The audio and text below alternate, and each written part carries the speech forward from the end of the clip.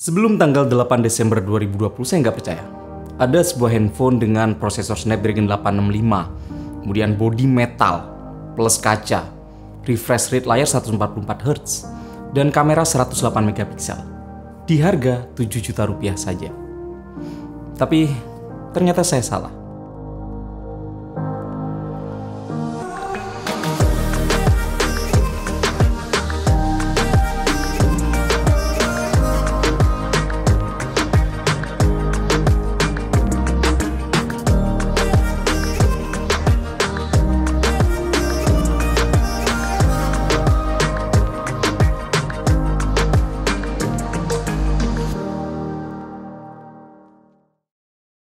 Oke, no bullshit review. Ini pendapat atau opini saya tentang Xiaomi Mi 10T Pro.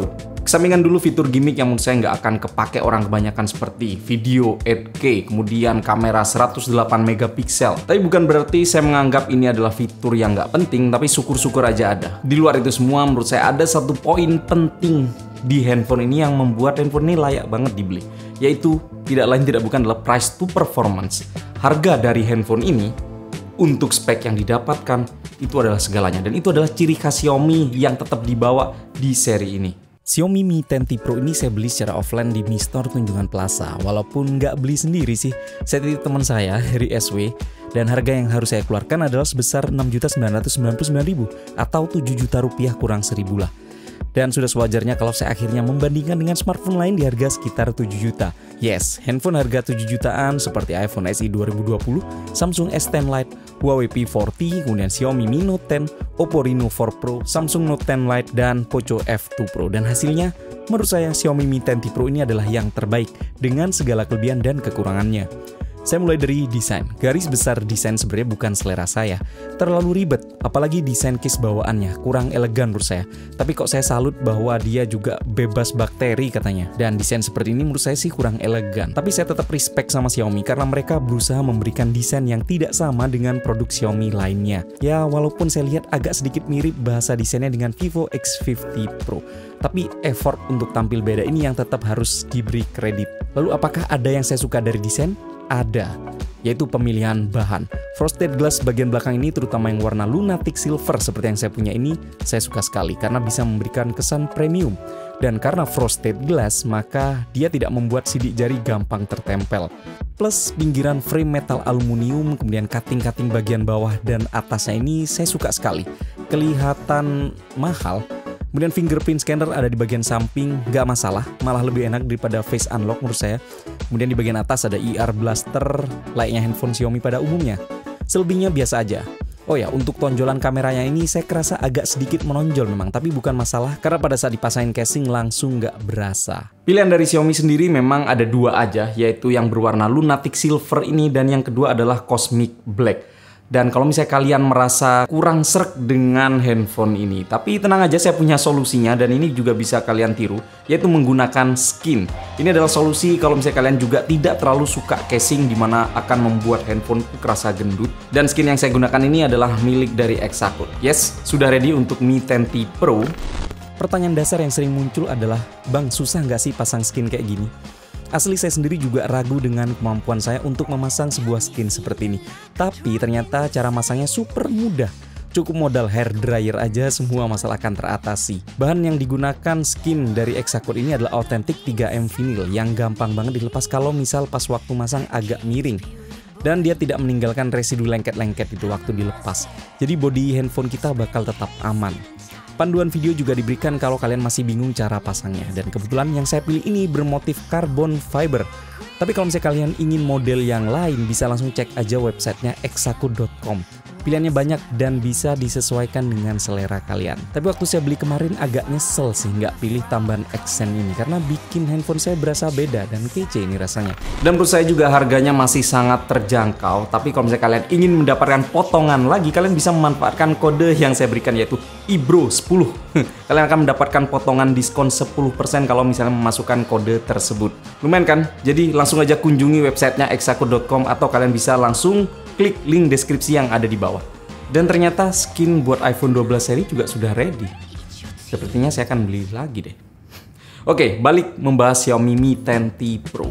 Oke, menurut saya ada 4 poin utama mengapa handphone ini layak dibeli. Jelas yang pertama adalah spesifikasi, yang kedua adalah layar, kemudian yang ketiga adalah baterai, dan keempat nih fitur gimmick kecil tapi menurut saya juga penting, yaitu speaker. Saya akan bahas dari speakernya terlebih dahulu. Handphone ini punya dual speaker atau boleh dibilang stereo speaker, yang posisinya satu ada di bagian bawah, satu lagi posisinya ada di bagian earpiece-nya. Dan yang bikin saya takjub adalah ternyata kualitasnya nih enak sekali, imbang antara kanan kiri dan suara yang dihasilkan juga bulat. Ini agak beda dengan handphone kebanyakan, dimana kalau misalnya mereka mempunyai stereo speaker, biasanya yang di bagian earpiece tuh volumenya lebih kecil dibanding volume yang ada di speaker di bagian bawah. Oke, selanjutnya saya akan bahas spesifikasi, dan harus saya akui Xiaomi memang jago banget untuk menciptakan sebuah handphone yang punya spesifikasi tinggi tapi harganya terjangkau. Tidak terkecuali Mi 10T Pro ini, atau boleh dibilang price to performance-nya itu oke sekali. Untuk sebuah handphone dengan harga 7 juta rupiah kembali 1.000 rupiah, handphone ini nggak ada lawan. Prosesor yang digunakan adalah Snapdragon 865 5G, RAM 8GB dan storage 256GB. Spesifikasi itu memang sudah oke banget buat harganya, tapi menurut saya yang paling penting adalah perintilan-perintilan add-on atau tambahan-tambahan yang membuat prosesor Snapdragon 865 ini makin optimal. Seperti pemilihan tipe storage di UFS 3.1, lalu RAM yang menggunakan LPDDR5, dan berkat dua hal itu HP ini jadi berasa super ngebut. Gak cuma ngebut, tapi saya suka sekali animasi-animasi swipe up, swipe down-nya berasa sangat fluid dan sangat natural tanpa terasa ada patah-patah. Faktor kedua juga punya pengaruh besar terhadap experience kengebutan handphone ini, yaitu layar. Layar Xiaomi Mi 10T Pro ini memiliki refresh rate super tinggi, 144Hz, dan untuk sebuah handphone harga 7 juta ini luar biasa sekali. Walaupun jujur aja untuk pemakaian sehari-hari, 144Hz ini tidak selalu aktif, karena Mi 10T Pro ini memiliki fitur adaptive sync yang bisa secara otomatis menyesuaikan mana yang butuh 144Hz, mana cukup 90Hz, atau mana yang cukup 30Hz aja. Memang mana contohnya? Gampangnya, 144Hz kepake kalau ngegame yang sudah support aja. Kemudian 90Hz waktu scroll-scroll Twitter atau Instagram, dan 30Hz biasanya pas kita lagi nonton film atau nge-YouTube. Tujuannya jelas untuk menghemat daya, yang sekaligus jadi poin ketiga andalan handphone ini, yaitu kemampuan baterai yang oke banget. Kapasitasnya standar 5000 mAh, tapi karena Snapdragon 865 ini cukup irit, akhirnya saya bisa mendapatkan screen on time itu sekitar 6-7 jam. Belum lagi dukungan kepala charger 35 watt yang bisa full 100% dalam waktu 1 jam 15 menit aja. Lalu apakah itu artinya handphone ini super sempurna? Nggak juga, karena kita tahu tidak ada benda yang sempurna, tidak ada handphone yang sempurna, tidak ada device yang sempurna, tidak terkecuali Mi 10T Pro ini. Ada beberapa catatan-catatan penting yang kalau memang misalnya dicari-cari, ada kekurangannya. Yang pertama adalah layar. Layar memang masih IPS. Belum Super AMOLED kayak handphone flagship. Tapi buat saya itu oke banget, nggak ada masalah. Karena kalau misalnya kita gunakan sehari-hari, kita juga akan lupa ini layarnya IPS atau AMOLED atau apa. Lalu kemudian ada iklan pada MIUI yang masalah klasik. Tapi menurut saya juga sudah ada solusinya. Satu kekurangan menurut saya adalah, tapi bisa dimaklumi sih, yaitu kemampuan kamera. Saya akan sekaligus membahas kamera dari Xiaomi Mi 10T Pro ini. Oh ya, sekarang kita bahas kamera. Menurut saya kemampuan kamera Mi 10T Pro ini tidak terasa istimewa. Ada 3 lensa di bagian belakang. 108 megapiksel kamera utama yang menggunakan sensor Samsung HMX, kemudian 13 megapiksel ultrawide dan 5 megapiksel kamera makro. Kemudian 20 megapiksel untuk kamera depan. Saya bilang tidak istimewa bukan berarti hasil fotonya jelek, melainkan sudah sewajarnya harganya. Artinya, handphone ini nggak bisa dan nggak boleh diadu dengan handphone harga belasan juta seperti Samsung Note 20 Ultra, bahkan iPhone 12 Pro Max, bukan levelnya. Tapi untuk harga 7 juta menurut saya sudah oke. Warna yang dihasilkan khas Xiaomi, kontrasnya lumayan tinggi dan warna agak less saturated. Untuk perekaman video memang jadi key selling point lainnya dari Xiaomi, tapi sekali lagi menurut saya ini juga masih masuk kategori oke. Nggak terlalu spesial kalau dibuat jalan. Oke, stabil. Karena dia memiliki OIS, Optical Image Stabilizer. Ini direkam 4K. Satu hal yang jelas yang saya lihat, ternyata kamera depan atau video kamera depan dari Mi 10T Pro ini nggak bisa direkam secara 4K. Jadi mentok cuma Full HD aja. Sayang ya. Dan seperti ini kualitasnya. Dia lumayan stabil, tapi menurut saya ini adalah kerja dari elektronik image stabilizer kalau bisa dibuat jalan. Tapi untuk warna oke menurut saya. Warna dan kestabilan kayak gini. Handphone ini memang punya kamera 108 megapiksel yang bisa menghasilkan foto super tajam. Tapi pertanyaannya, memang user biasa mau bikin billboard? Lagian kalau memang ada project gede dan niat mau bikin billboard, pasti pakainya kamera DSLR atau mirrorless. Project ada duitnya kayak gitu, nggak bisa ambil resiko dengan mengandalkan kamera handphone. Lalu fitur perekaman seperti video 8K, video log, portrait AI bisa jadi nggak akan pernah kepake untuk orang kebanyakan. Tapi fitur yang masih masuk akal dipakai adalah dual video, cloning video, bingkai film 15 detik, perekaman video singkat, long exposure, dan juga slow-mo. Satu catatan yang saya rasakan pada saat saya merekam video menggunakan handphone ini adalah kita tidak bisa nge-switch lensa pada saat proses perekaman berlangsung. Jadi kalau misalnya kita rekam kayak gini terus kita berganti ke lensa ultrawide, itu nggak bisa. Dan harus stop recording dulu, kemudian pindah lensa dulu, kemudian baru kita bisa merekam. Ini juga menurut saya adalah satu poin yang harus dibayar harga murah dari handphone ini.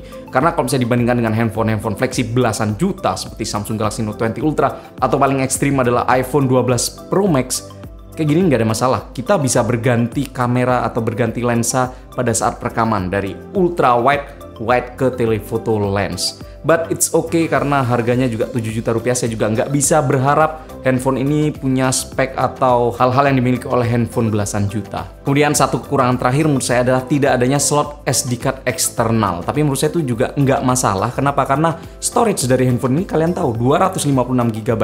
Itu adalah storage yang sangat banyak sekali, bisa kalian apa-apain.